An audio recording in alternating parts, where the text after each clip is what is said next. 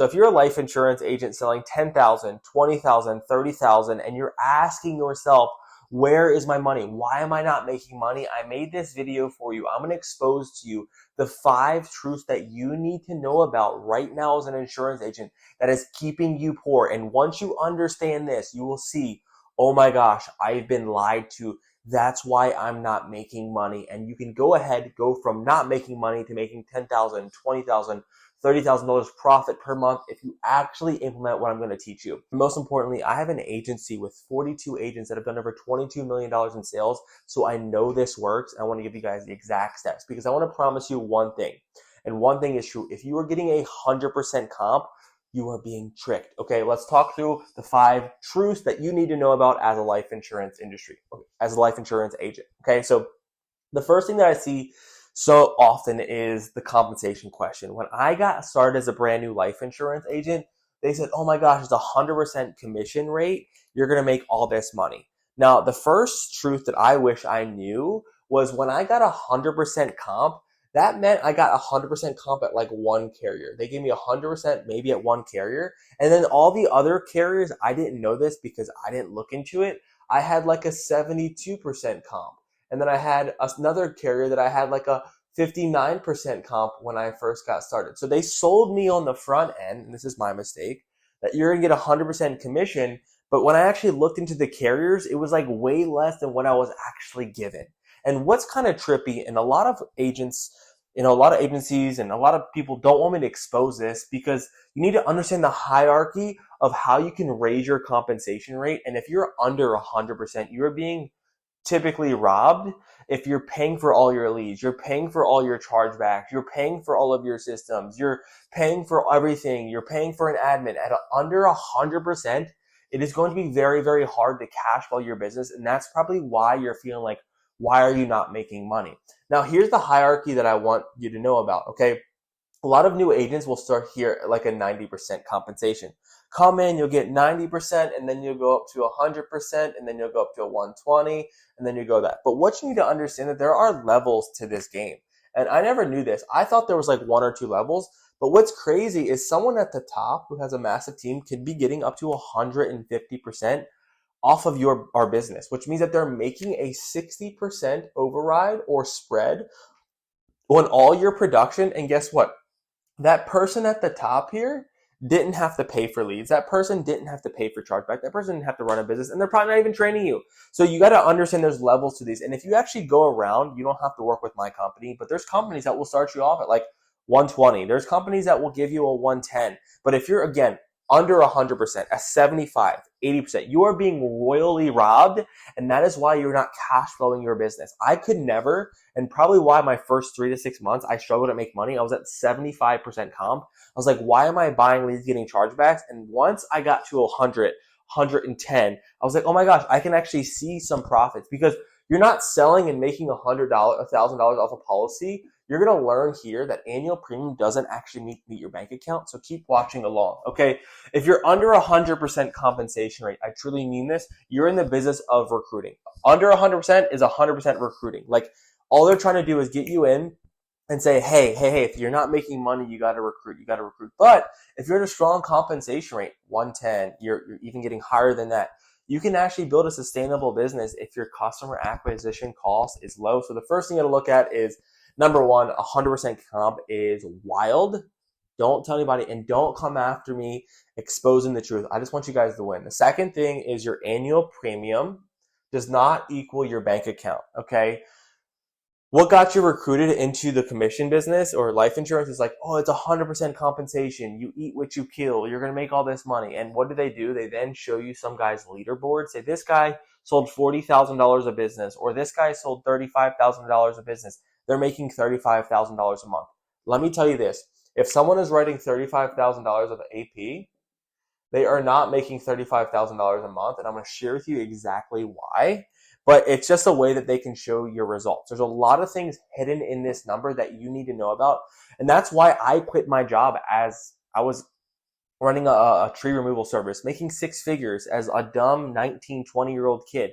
And I decided to get out of that industry because I saw someone making $35,000 and I thought that's what they were making, but it was just their annual premium. So let me talk about why you need to know this and what they hide from you. They hide from you the cost that it takes to actually grow your bank account, okay?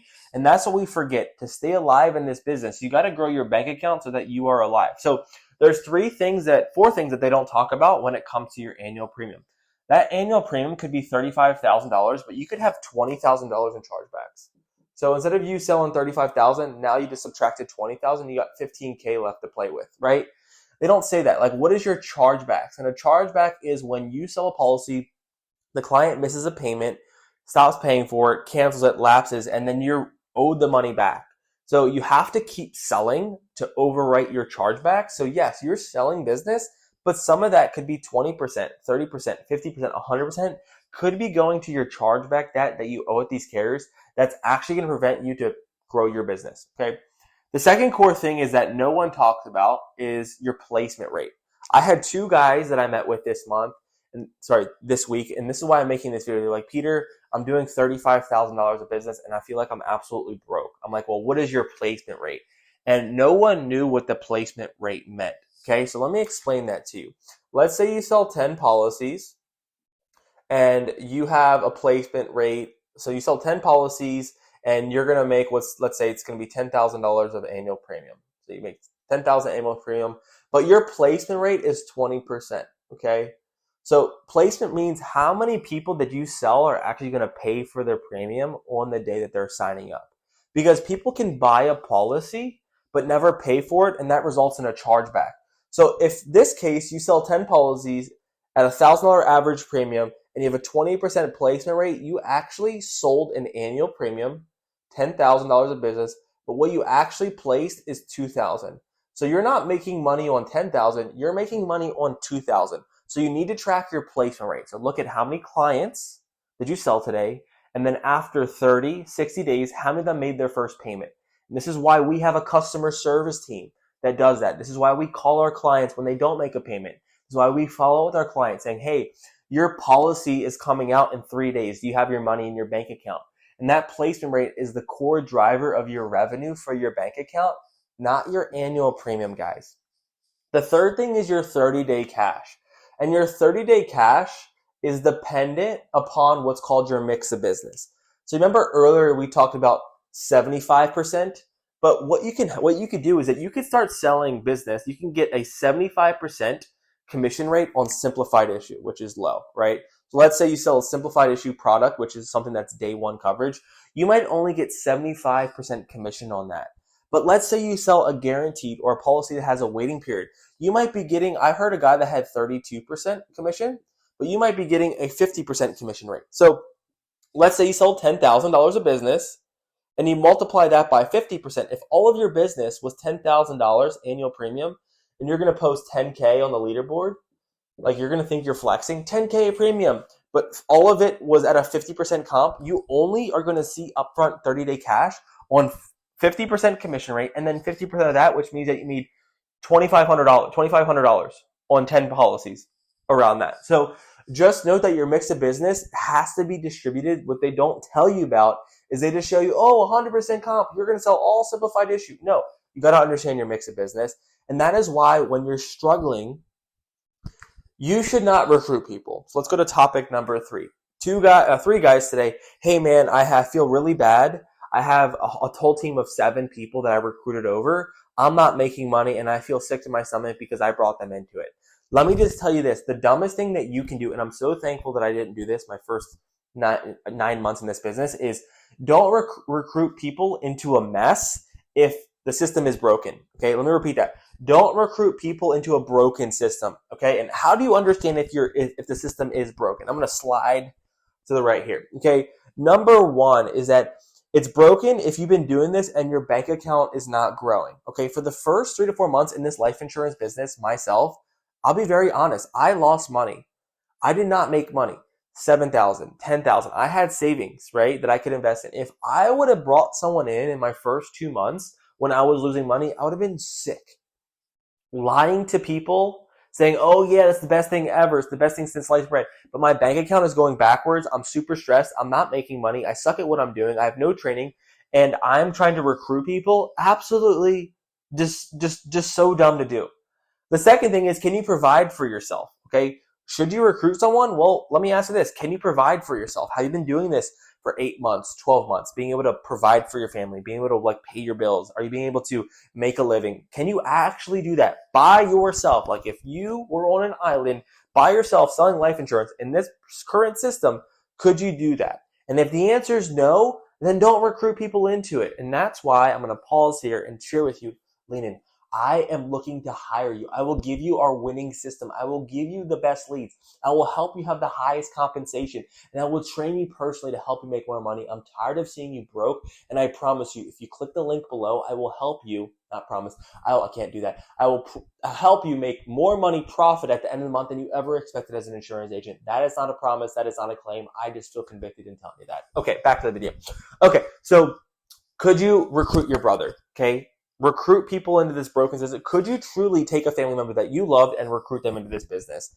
Okay, stop listening. Stop listening to your upline saying recruit, recruit, recruit when you are struggling, when you are in a broken system, when you can't make this work. Why do they want you to recruit, recruit, recruit? This is why this video is fire, is because you're under 100% comp. So the only way that they make money, they know that you have a ticking time clock. You're going to fail. You're going to churn. The only way that they're going to make money is that if they bring people in so that they can fulfill their little override system, while you fail out, they'll have some people that are lingering. Okay. So you have to look at what is the system telling you that they're incentivized to do. If they're incentivized from day one to teach you recruit, that's how they make their money. But if they're like incentivized to teach you how to sell, to train you on chargeback, to train you on placements, to train you on your business, to train you on how to overcome objections, and they're in the game, in the trenches, teaching you how to provide for your family, teaching you how to grow your bank account, teaching you that means that company can only win when you sell life insurance. They're not selling a product to you, and they're not making their money off of recruiting. So run.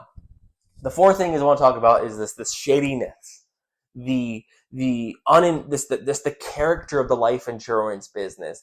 We got people coming in the industry, smoking weed on camera, drinking alcohol, thinking it's a party, thinking it's like the biggest thing. They're flexing their rented cars, right? And they're doing the wrong thing for clients. And that's what I'll talk about. Number 4 is run away from unethical companies. And I want to talk about, drop my pen. I want to talk about some of the unethical things that are happening in this industry that I was even challenged with. I'm being very honest and vulnerable. I was challenged with doing wrong things in the beginning of my journey because I didn't know what was right and what was wrong in this industry. And when you're suffering to grow your bank account, and when you're suffering at a low compensation rate, and when you're being forced to recruit people and you're not making money and all this stress is coming onto your chest and your business, it's so much easier a desperate person to do something unethical to make money because they have to keep their business alive. They have to keep their identity. They have to fulfill this business owner ideology that they'll do it at any cost. And that's the sad thing about this business. It's a really, really dark business if you don't find the right companies. The first thing is not asking medical questions. How many people? This is also illegal, and I am not a lawyer. I'm not making any claims. Do whatever you want. But when you're doing an insurance application, you're doing a legal binding document, right? If Miss Betty tells you have health conditions, when you're in the application, you want to make sure that you are asking every application line by line, word by word, not just putting no, no, no, no, no, no, and skipping it. Not just putting no, no, no, no, and skipping it. That is illegal. That is not ethical, and that is doing the wrong people. And why does this screw up the industry? Because Miss Betty could have COPD, and you could put no to all her questions, and the carrier could approve her. And even though that she would die within 2 years, that policy would not pay out. And that would also prevent her from getting a real policy that could pay out. So number 1, this is my war cry to the insurance industry, to the agents that are watching this. Can we just ask all the medical questions legally, correctly? And can we underwrite people based off of their medications and the right way? For example, if someone has COPD, emphysema and oxygen, we have to put them with the best carrier, okay? We don't want to put them with the carrier that's the best carrier, but it's not going to approve them, and it's just going to be a fraudulent policy. You do not want to do that. The second thing that I've seen in this industry that is just like so scary is how we treat our clients, right? If you don't make a sale, I've seen people just be like, oh my gosh, this person didn't buy life insurance, cuss, they suck, screw, and I'm like, why are you cussing at a client? Like, we're here to serve and help people. So if you're in an environment right now where people are cussing at you, screaming at you, telling you to talk bad to your clients, run from that. We are here to serve, love, and help people. Also, what's also very, very tough is the lack of training. That's unethical for insurance companies to do. Like the company that you're working with, if they're not training you and they're saying, go figure it out, do whatever you want, and you make a mistake, that's not fair on you. Yes, you should know what right and wrong is, but a sign that you're in an unethical company is there's no training. There's nobody setting the standard. There's no one telling you what the right thing and wrong thing. There's no one pulling you aside if you make a mistake. There's no one trying to double, triple verify that the underwriting is correct. That would be a sign. Okay, so the big question that I would ask yourself here is, would you sell the products that you're selling to your clients? Would you sell those products to your grandmother? And just pause about that. That IUL that they're trying to get you to push, that term product, that whole life product, the final expense carrier, like are the products that you're actually selling, would you sell that with your grandmother or your family member? If the answer is no, you're probably at the wrong company. Okay. Now the fifth thing I want to talk about is what those agents that we're struggling with, right? I kind of started off this video saying, you might be feeling this. Are you selling 10,000, 5,000, 3,000, 20,000, 50,000? And you're like, where the hell is my money? Like, what is going on? Well, that is why 99% of life insurance agents fail after year one. And I want to walk you through the same questions that I asked those agents that I want to ask you here today. Now, what I want to introduce you to is the insurance hamster wheel that keeps 99% of agents broke. And it's a combination of low comp. It's a combination of no idea how to track your chargebacks, your placement rate, no idea how to track your 30-day cash, no idea how to track your mix of business, no idea how to manage downlines to recruit people, no idea how to do that, which creates a mix, what I call the insurance hamster wheel, where you buy leads, you make some sales, you buy leads that are overpriced, 30, 40, 50. If you're spending $50 for a final expense lead, just comment, I will help you. That is ridiculous, right?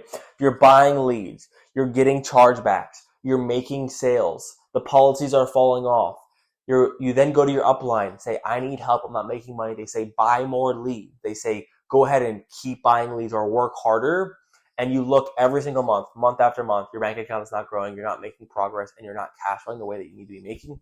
Something needs to change, and you're inside of the insurance hamster wheel, and you need help. Okay, that is the $1 million question. Where is my money at? And that is the 99% of life insurance agents that are not at the top, right? Just a hungry, honest life insurance that just wants to have an honest living, that just wants to sell life insurance, that just wants to help people. That is a tough gig to follow. 99% of life insurance agents fail because they're low comp. They're not given the right training. They're not given the right structure. They're not given the right tools. They're not given the right people to be around them, because all the team and people are incentivized to recruit. And then you're left figuring out like what's going on. And I remember like the lowest point in my business was like, why am I doing this? Is it the product that's wrong? Is it the people that I'm not wrong? Is it like, and when I went for help, all they said is like, you just got to keep buying these. You got to keep, and I'm like, am I crazy? Am I losing my mind? Like, if I've been doing this for 5-7 months and I'm not making the money, like, why would I keep doing what I'm doing? And that is my war cry for you. The people that I've helped that were like, well, I don't want to work with you yet, Peter, because like, I'm just going to keep doing what I'm doing. You have the evidence. You've been doing it for 6 months. You've been buying the same vet pack leads. You've been at the same 73% compensation rate. You've been at the same $32,000 of production. You've been at the same runaround every single week, and nothing is changing. What is going to change? You have to have either your compensation is going to go up, your lead spend has to go down, your sales volume has to go up, your placement rate has to go up, your close rates have to improve. You've got to figure out what that one thing is that's preventing you from getting to where you want to be, because there is a lot of opportunity in this industry, but you cannot fall into these 5 lies that are inside of the industry. I love you guys. I share this with love, not coming at the industry. It's an incredible opportunity if you surround yourself with the right people and get plugged into the right system. But I want you guys to know from the bottom of my heart, I'm here to share the truth, because I'm tired of seeing an agent tell me, hey, Peter, I got to go back to working at Goodyear Tire because I failed out and I let my family down. I love you guys, and I'll see you on the next one. Take care. Cheers.